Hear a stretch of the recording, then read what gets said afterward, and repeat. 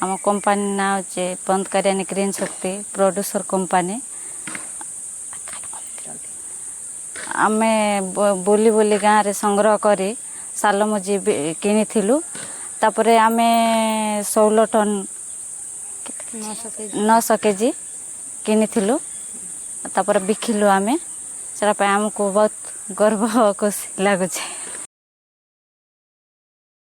अनुभव तो बहुत किसी है मोर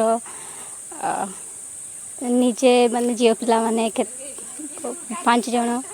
मात्र 5 जन 10 जन मध्य 5 जन ही किए से 5 जन भितर केबे केबे किए आपसे नहीं जाउतिले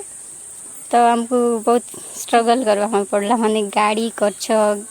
दूर माल आनवा पाई कष्ट टिके करछु आमे वर्षा एते आमे जान नतिलु नेक्स्ट ईयर को आउ टिके भल से करी बोले आमे आशा करू। रेट मार्केट अनुसार जो रेट रे चलतिला ताडू टिके अधिका बा कम रे हम भी उठौतिलु और बिक्री भी से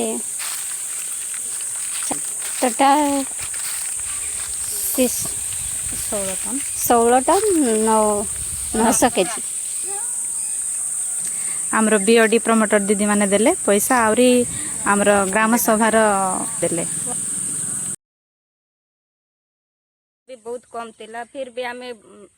एकाठी करकी माने एटा करकी करिचु तो बल से करछि तो हम पाखरे जदी आउ टिके पैसा भी बेसी तांता बोले आमे आउरी किनकी आउरी भलो सेल भी करकी आमे देई पारतां तो सरकार तरफ हम जदी किछि हेल्प पैसा पत्र किछि जदी दर माने हेल्प करतां बोले बहुत भल से सेल भी कर पारतां तो हमें आशा करछु और नेक्स्ट ईयर रे आपण माने हमको सहायता करबे बोले।